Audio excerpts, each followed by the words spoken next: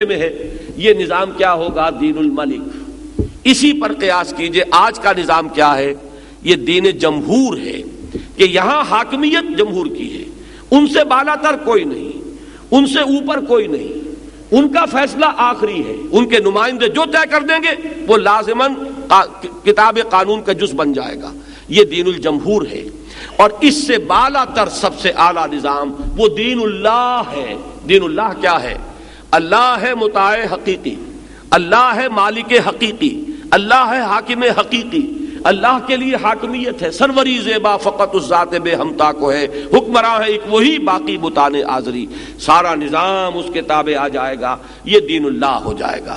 تو فرمایا وہ دین جو ہے ہم نے تمہارے لیے وہی چیز مقرر کی ہے، شرع لکم من الدین ما وصی بہ نوحا، جس کی کہ وصیت کی تھی اللہ نے نوح کو، والذی اوحینا الیک، اور جس کی وحی کی ہے اے نبی ہم نے آپ کی طرف صلی اللہ علیہ وسلم، وما وصینا بہ ابراہیم و موسیٰ و عیسیٰ، اور جس کی وصیت ہم نے کی تھی ابراہیم کو اور موسیٰ کو اور عیسیٰ کو۔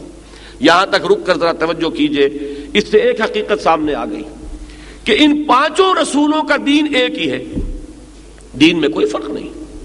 آپ حیران ہوں گے کہ شریعت میں تو فرق ہے، کہیں تفصیلی احکام جو ہے ان میں تو تبدیلی ہوئی ہے۔ روزے کی جو شکل ہمارے ہاں ہے یہود کے ہاں یہ نہیں تھی، بعض چیزیں اس میں زیادہ سختی کی تھیں، بعض نرمی کی تھیں۔ اس میں مثلاً یہ بھی تھا کہ آپ رات کو سو گئے تو روزہ شروع ہو گیا، سحری کا کوئی تصور نہیں، اب اگلی شام تک یہ روزہ چلے گا۔ اسی طریقے سے ان میں بعض روزے وہ بھی تھے کہ جن میں بولنے پر بھی پابندی تھی، جس کا کہ سورہ مریم میں ذکر ہے، انی نذرت للرحمن صوما فلن اکلم اليوم انسیا، میں نے ایک نظر مانی تھی رحمان کے لیے، ایک روزہ رکھنا تھا، وہ روزہ رکھا ہوا ہے تو میں بات نہیں کر سکتی کسی سے، اشارے میں یہ بات سمجھا دیجیے۔ تو صوم میں ایک اضافی پابندی یہ بھی تھی، جبکہ ہمارے ہاں ایسا کوئی روزہ نہیں ہے کہ جس میں بولنے پر بھی پابندی ہو۔ تو شرعی احکام میں فرق ہوا ہے۔ نماز کی یہ شکل جو حضرت جبرائیل علیہ السلام نے حضور کو سکھائی اور حضور نے پوری امت کو سکھائی اور حکم دے دیا کہ صلو کما رأیتمونی اصلی، نماز پڑھو جیسے کہ مجھے دیکھتے ہو کہ میں نماز پڑھتا ہوں۔ ظاہر بات ہے کہ نماز کی یہی شکل بعین ہی یہود کے لیے نہیں تھی، سابقہ امتوں کے لیے نہیں تھی۔ تو نوٹ کیجئے کہ دین سب کا ایک ہے، شریعتیں مختلف ہیں۔ یہ دو الفاظ اب بالکل علیحدہ علیحدہ آپ کے سامنے آ جانے چاہیے۔ دین آدم سے لے کر این دم تک اس میں کوئی فرق نہیں ہے، لیکن شریعت مختلف اوقات میں بدلتی رہی، تفاصیل جو ہے احکام کی ان کے اندر تغیر و تبدل ہوتا رہا۔ ما ننسخ من آیت او ننسها نأت بخیر منها او مثلها، ہم جب بھی کبھی آیت کو منسوخ کرتے ہیں، کسی حکم کو بدل دیتے ہیں تو اس جیسا یا اس سے بھی بہتر حکم لے کر آتے ہیں۔ اگر شریعت موسوی کا ایک حکم ساقط ہوا، اس سے بہتر حکم وہ شریعت محمدی میں علی صاحب الصلاۃ والسلام آ گیا ہے۔ تو یہ دو چیزیں اچھی طرح سمجھیے کہ دین ایک ہے، شریعت مختلف ہے۔ اس کو اس مثال سے آپ سمجھ سکیں گے۔ آج کل ہم دو الفاظ استعمال کرتے ہیں، کانسٹیٹیوشن اور لا، ان دونوں میں فرق ہے۔ کانسٹیٹیوشن نظام کو طے کرتا ہے اور لا وہ ہے جو اس نظام کے تحت وجود میں آتا ہے۔ لا بدلتا رہے گا، کانسٹیٹیوشن یہ طے کرے گا کہ کون ہے قانون ساز ادارہ، کون قانون بنائے گا، کس کو اختیار حاصل ہے۔ کانسٹیٹیوشن طے کرتا ہے ساورنٹی کس کی ہے، کانسٹیٹیوشن طے کرتا ہے کہ یہاں کے رہنے والوں کے حقوق کیا ہیں، کانسٹیٹیوشن طے کرتا ہے کہ یہاں جو ساورنٹی اگر ہے عوام کی فرض کیجئے تو کیسے ایکسرسائز ہوگی۔ اس طرح انتخابات ہوں گے، انتخابات سے یہ دو ہاؤس بنیں گے، اپر ہاؤس ہوگا، لوور ہاؤس ہوگا، اس طرح قانون جو ہے وہ وہاں پر کثرت رائے سے جو پاس ہوگا وہ سینٹ میں جائے گا، فلاں ہوگا۔ یہ سارا جو نظام ہے یہ کس نے دیا؟ دستور نے۔ اب اس نظام کے تحت پارلیمنٹ بیٹھی ہوئی ہے، قانون بن رہے ہیں، کسی قانون میں ترمیم ہو گئی ہے، کسی قانون میں اضافہ ہو گیا ہے۔ وہ کلا کے ہاں آپ نے کتابیں دیکھی ہوں گی، چیپیاں لگی ہوتی ہیں، ایک قانون یہ تھا اس میں فلاں دفعہ کا اضافہ ہو گیا، وہ بیچارے اس کو وہاں چپکا لیتے ہیں تاکہ یہ کہ جب ہم اس قانون کا مطالعہ کر رہے ہوں تو یہ بھول نہ جائیں کہ اس کی فلاں دفعہ میں یہ ترمیم ہو چکی ہے، بلکہ یہ کہ وہ ترمیم بھی وہیں پہ چپکی ہوئی ہمیں مل جائے۔ تو قانون میں رد و بدل ہوتا رہتا ہے، لیکن آپ کو معلوم ہے جدید کانسیپٹ کیا ہے؟ دستور کو حتی الامکان اس کو ہاتھ نہیں لگایا جاتا، دستور میں تبدیلی کو بہت مشکل بنا دیا جاتا ہے۔ قانون میں کثرت رائے سے فیصلہ ہو جائے گا، اور دستور میں آپ کو معلوم ہے 2/3 اکثریت ہو اور اس طرح کا معاملہ ہو، اور اگر فیڈرل قسم کا نظام ہے تو اس میں یہ کہ ہر صوبے کے نمائندوں کی بھی اتنی جو ہے تعداد، اس میں اتنی پرسنٹیج شامل ہو، تب آپ دستور کو ہاتھ لگاتے ہیں۔ دستور کے بارے میں کوشش زیادہ سے زیادہ یہ ہوتی ہے کہ اس کا تسلسل ہو، اس کا دوام ہو، اس میں تبدیلی نہ ہو، لیکن یہ ساری باتیں پاکستان کے حوالے سے بے معنی ہیں۔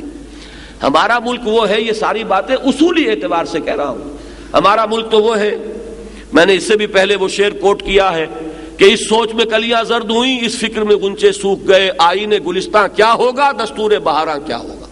یہاں تو یہ کہ خاموشی گفتگو ہے، بے زبانی ہے زباں میری، تو بے آئینی ہی ہمارا آئین ہے، بے دستوری ہمارا دستور ہے۔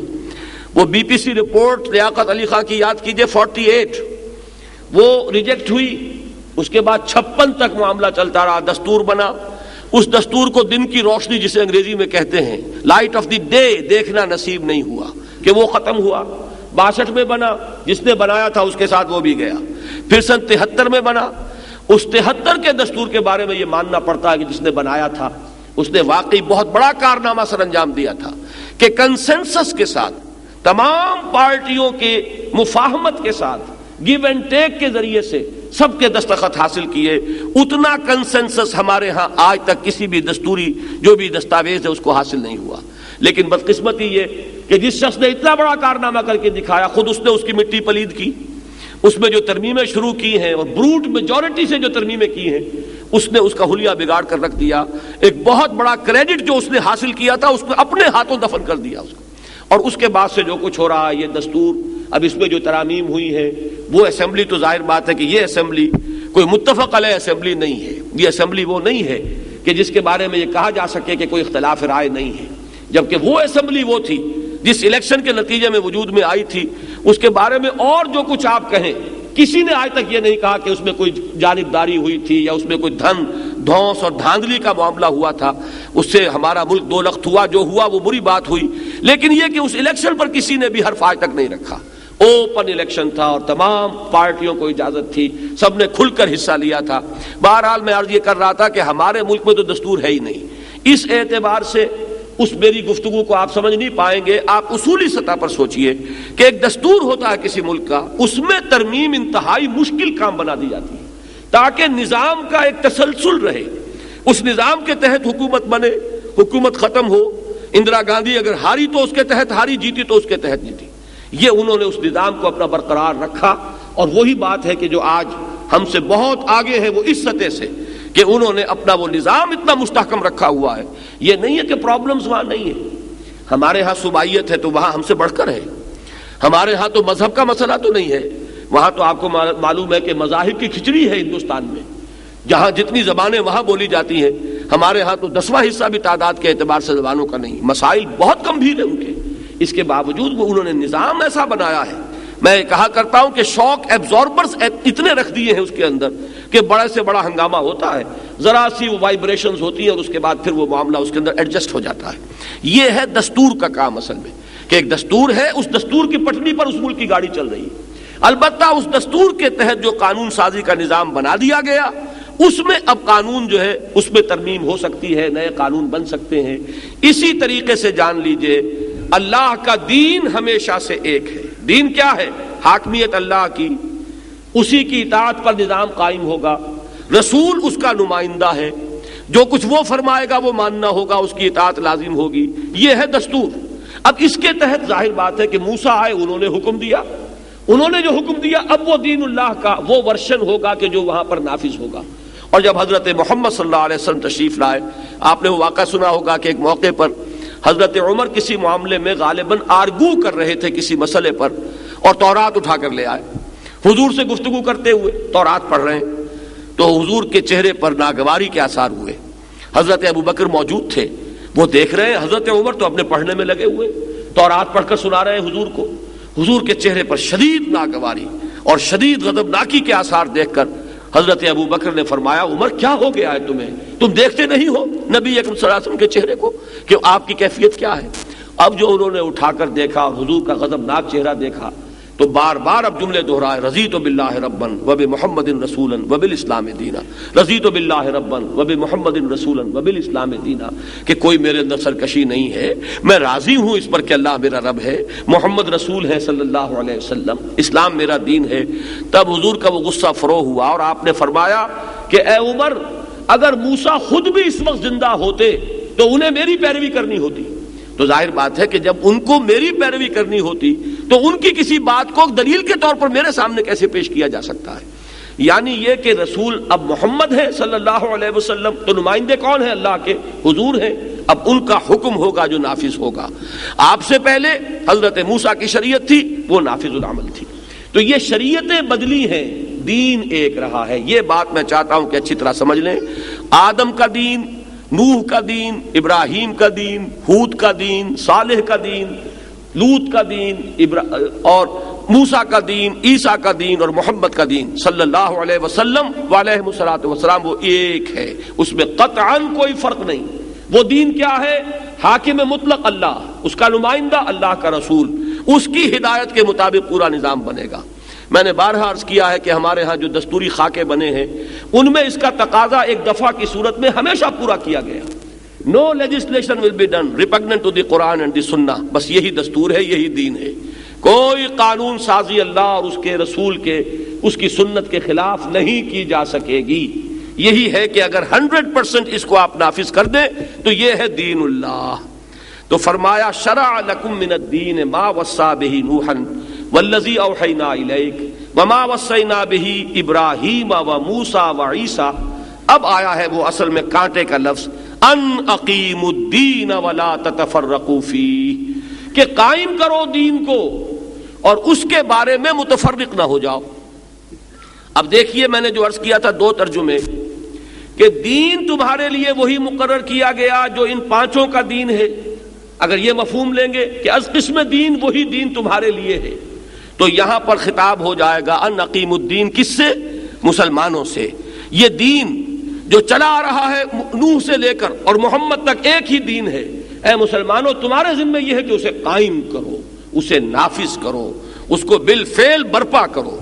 اور اگر یہ لیا جائے کہ دربارہ دین جو چیز ان پر تھی وہی اے مسلمانوں تم پر فرض ہے، کہ نوح کے ذمہ بھی یہی بات تھی کہ دین کو قائم کرو، ابراہیم کے ذمہ بھی یہی بات تھی کہ دین کو قائم کرو، موسیٰ کے ذمہ بھی یہی بات تھی کہ دین کو قائم کرو، عیسیٰ کے ذمہ بھی یہی بات تھی کہ دین کو قائم کرو۔ آج وہی فرض زمانے کے اس مرور کے ساتھ اے مسلمانوں وہ مقدس فرض اب آج تمہارے کندھوں پر آ گیا ہے۔ شرع لکم من الدین ما وصی بہ نوحا والذی اوحینا الیک وما وصینا بہ ابراہیم وموسیٰ وعیسیٰ ان اقیموا الدین ولا تتفرقوا فیہ۔ دونوں ترجموں کے اعتبار سے مراد میں قطعاً کوئی ایک بال برابر فرق نہیں۔ یہ چیز قطعی طور پر ثابت ہو گئی کہ مسلمانوں کے ذمے ہے اس دین کو قائم کرنا۔ یہ دین دیکھیے نا، اللہ کی حاکمیت وہ رکھی رہ جائے ایک طرف اور آپ صرف نماز روزہ پڑھ کر یہ سمجھیں کہ اللہ کا دین قائم ہو گیا، تو یہ تو بہت بڑی سادہ لوحی ہے۔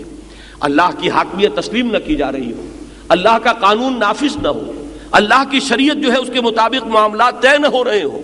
یہ جو فرمایا گیا ہے سورہ مائدہ میں 3 دفعہ، من لم يحكم بما انزل الله فاولئك هم الكافرون ومن لم يحكم بما انزل الله فاولئك هم الفاسقون ومن لم يحكم بما انزل الله فاولئك هم الظالمون۔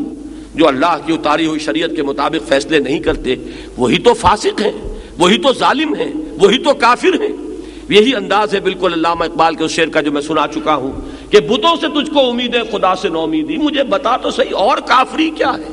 تم نے اللہ کی شریعت کو پسے پش ڈالا، اپنی مرضی سے قانون بنائے، اور اس سے بڑا کفر کیا ہوگا؟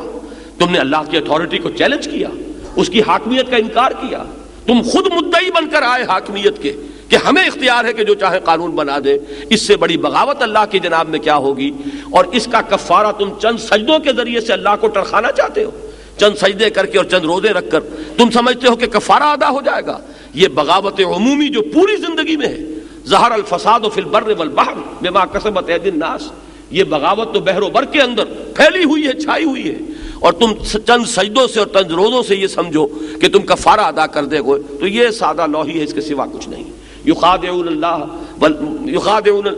والذین آمنوا وما یخدعون الا انفسهم یہ دھوکہ دینے کی کوشش کر رہے ہیں اللہ کو اور اہل ایمان کو، مگر نہیں دھوکہ دے رہے سوائے اپنے آپ کے اور کسی کو۔ یہ ہے اصل میں ان اقیم الدین، کہ قائم کرو دین کو۔ اس میں بھی کچھ لوگوں نے اس دور میں آ کر باتیں کرنی شروع کی ہیں، میں چاہتا ہوں اس کو بھی اچھی طرح سمجھ لیں۔ قام یقوم کے معنی کھڑا ہونا، اور اقام یقیم کھڑا کرنا۔ بعض حضرات نے ترجمہ کیا اور وہ ترجمہ صحیح ہے کہ قائم رکھو دین کو، میں نے کہا قائم کرو دین کو۔ دونوں ترجمے 100% درست، مراد ایک ہی ہے، اس کو بھی جان لیجئے تاکہ اس معاملے میں کوئی شخص آپ کو مغالطے میں مبتلا نہ کر سکے۔ دیکھیے مثال ہے خیمے کی، خیمہ اگر کھڑا ہے تو کھڑا رکھا جاتا ہے، آندھی آ رہی ہے اس کے کھوٹے مضبوط کرو، رسی دیکھو کوئی کمزور تو نہیں، یہ بھی ہو سکتا ہے کہ جب جھکڑ آ رہا ہو تو آپ رسیوں کو پکڑ کر کھڑے ہو جائیں، آپ بانسوں کو پکڑ کر کھڑے ہو جائیں کہ خیمہ گرنے نہ پائے۔ یہ کیا ہے؟ خیمے کو قائم رکھنا، اس لیے کہ کھڑا ہے۔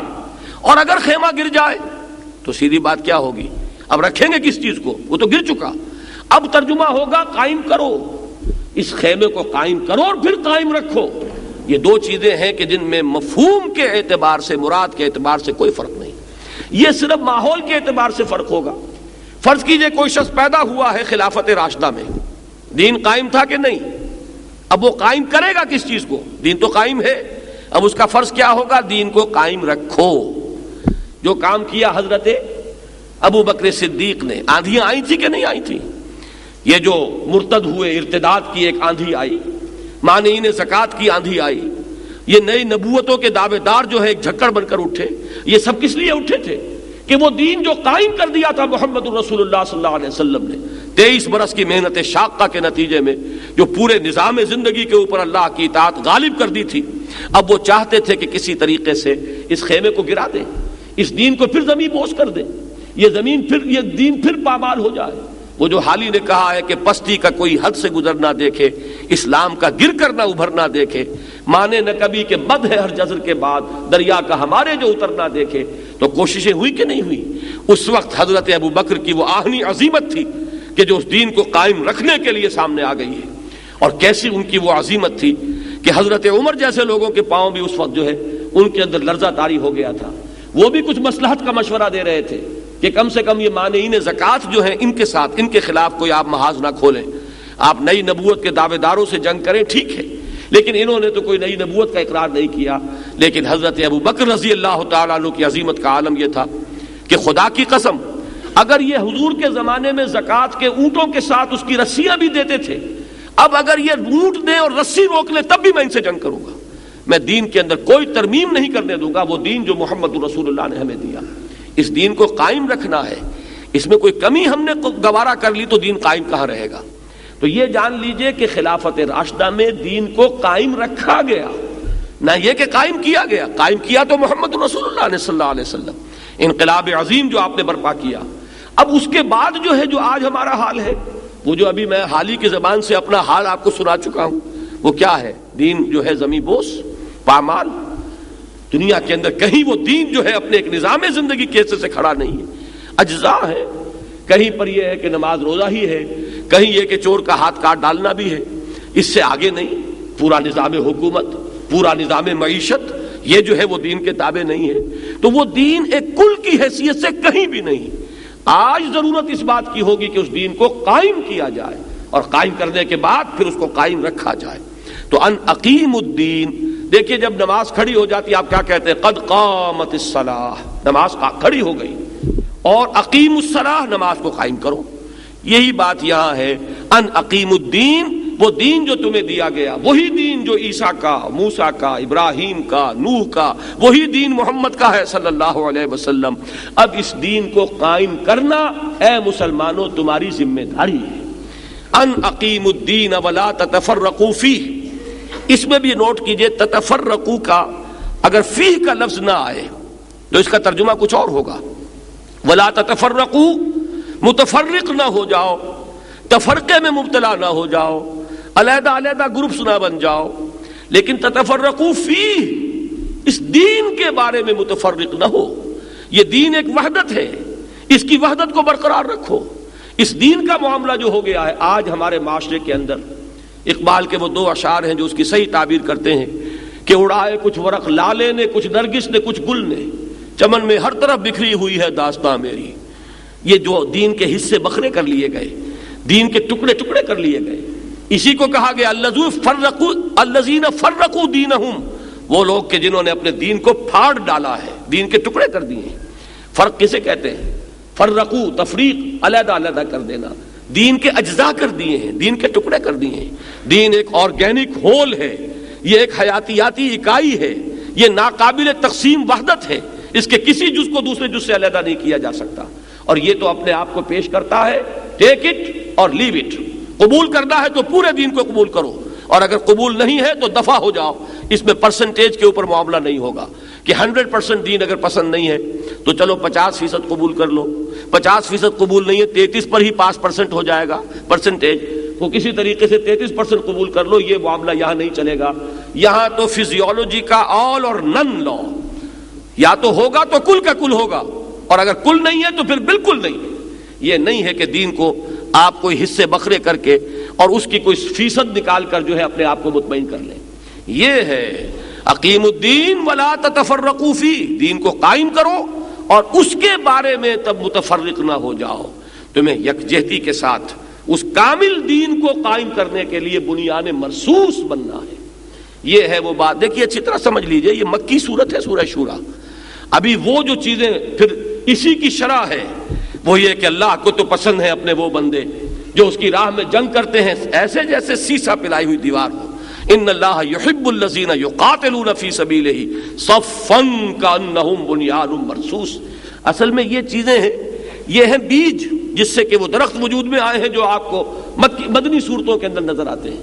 یہاں چونکہ یہ مکی دور ہے اور میرا اندازہ یہ ہے کہ یہ 8واں سال جو ہے مکی دور کا، وحی کے آغاز کے بعد وہ زمانہ ہے سورہ شورا کے نزول کا. تو فرمایا کہ اس دین کو قائم کرنا ہے مسلمانوں، تمہاری ذمہ داری ہے. یہ دین اللہ کی ایک بہت بڑی امانت اور اللہ کے ایک بہت بڑے فضل اور کرم کا مظہر بن کر تمہیں دیا گیا ہے. شرع لکم من الدین ما وصى به نوحا والذی اوحینا الیک وما وصینا به ابراہیم وموسیٰ وعیسیٰ ان اقیموا الدین ولا تتفرقوا فیہ. دین کو قائم کرو اور اس کے بارے میں متفرق نہ ہو جاؤ، اس کے ضمن میں ٹکڑے ٹکڑے نہ ہو جاؤ، اس کے ایک ایک حصے کو لے کر علیحدہ نہ ہو جاؤ. جیسے کہ کہا گیا قرآن مجید میں کہ کل حزب بما لدیہم فرحون، ہر ایک اپنے اپنے ٹکڑے کو لے کر بہت خوش ہے، اترا رہا ہے کہ ہمارے پاس دین ہے، لیکن اس کے پاس بھی دین کا ایک ٹکڑا ہے، اس کے پاس بھی دین کا ایک لوتھڑا ہے، اس نے دین کا ایک جز لے لیا ہے، اس نے دین کا ایک حصہ لے لیا ہے. حالانکہ دین در حقیقت جب تقسیم ہو جاتا ہے، آپ کو معلوم ہے کہ حیاتیاتی وحدت اسے کہتے ہیں جس میں تقسیم کا عمل نہیں ہو سکتا. ایک حیوان کو دو ٹکڑے کر دیں گے، نہ یہ حیوان رہے گا نہ وہ حیوان رہے گا. ہاں اگر کوئی سونے کی ڈلی ہے اس کو دو ٹکڑے کر دیجئے، یہ بھی سونا وہ بھی سونا. لیکن جو لیونگ میٹر ہے، حیاتیاتی وحدت یہ ہے کہ اس کے ٹکڑے نہیں ہو سکتے. وہ رہے گا تو ایک وحدت کی حیثیت سے رہے گا. جب وہ حیوان کو آپ نے ٹکڑے کر دیا، اب وہ بھی نہ وہ حیوان ہے نہ یہ حیوان ہے، دونوں مردہ ہیں، حیوانات کی فہرست سے خارج ہو گئے. اسی طرح دین کے جب ٹکڑے ہو جاتے ہیں وہ دین نہیں رہتا، وہ کوئی اور شے بن جاتی ہے. ظاہر بات ہے ٹکڑا تو اسی کا ہے، وہی اسی حیوان کے وہ دستیاں ہیں اور اسی کی رانے ہیں، لیکن وہ حیوان نہیں ہے، وہ حیوان ختم ہوا. اسی طرح جب دین کے ٹکڑے ہو جائیں گے، نظر تو آ رہا ہوگا کہ یہ بھی دین ہے، یہ نماز بھی دین ہے اور روزہ بھی دین ہے اور حج بھی دین ہے اور زکوٰۃ بھی دین ہے، لیکن یہ اجزاء اس کے یہ دست و بازو کاٹ کر علیحدہ کر دیے گئے ہیں. وہ دین ایک حیاتیاتی وحدت کی حیثیت سے موجود نہیں ہے. لہذا ان یہ بے معنی ریچولز بن کر رہ گئے ہیں، یہ رسومات بن کر رہ گئی ہیں جن میں وہ روح نہیں ہے. رہ گئی رسم ازاں روح بلالی نہ رہی، اور فلسفہ رہ گیا تلقین غزالی نہ رہی. وہ شکلیں رہ گئی ہیں، مختلف اعمال کی صورتیں رہ گئی ہیں، انہوں نے رسموں کی شکل اختیار کر لی ہے، وہ ریچولز بن کر رہ گئے ہیں. وہ روح کہاں رہی؟ کتنے لوگ ہیں جو سجدہ کر رہے ہیں، لیکن اقبال کے اس شعر کو یاد کیجئے، وہ سجدہ روح زمیں جس سے کانپ جاتی تھی، اسی کو آج ترستے ہیں ممبر و محراب. ایک سجدہ وہ ہے جو اللہ کا بندہ کر رہا ہو. انی عبداللہ، وہ جب سجدہ کرتا ہے زمین تھراتی ہے. یہ وہ شخص ہے کہ جس نے واقعتاً اپنے آپ کو اللہ کا بندہ بنا لیا ہے، جو ہر غلامی سے اپنے آپ کو آزاد کرانے کے بعد ایک مرد حر بن کر اللہ کے سامنے جھک رہا ہے. وہ سجدہ کچھ اور شے ہے، اور یہ سجدہ جو ہم کر رہے ہیں اس کے اندر چونکہ وہ روح باطنی موجود نہیں رہی، وہ ایک ریچول اور رسم کی شکل بن گئی ہے، لہذا اس میں وہ تاثیر نہیں ہے. اس کا یہ مطلب نہ لیجئے گا کہ میں اس سجدے کی نفی کر رہا ہوں، یہ ایک ہوگا مفہوم مخالف۔ میں جو کہہ رہا ہوں وہ یہ کہ ان ریچولز کو برقرار رکھیے، اس میں وہ روح پیدا کیجئے، اس میں وہ وحدت پیدا کیجئے۔ یہ نہیں کہہ رہا ہوں کہ چونکہ وہ روح نہیں رہی ہے لہذا ان کو بھی تج دیجئے، ان کو چھوڑ دیجئے، یہ در حقیقت اس کا منفی مفہوم ہوگا جو اگر کوئی شخص نکالے گا تو وہ اس کے اپنے ذہن کی پیداوار ہے، میرا مفہوم وہ نہیں ہے۔ میں یہ بتا رہا ہوں کہ یہ کمی ہے، اس کمی کو پورا کیجئے۔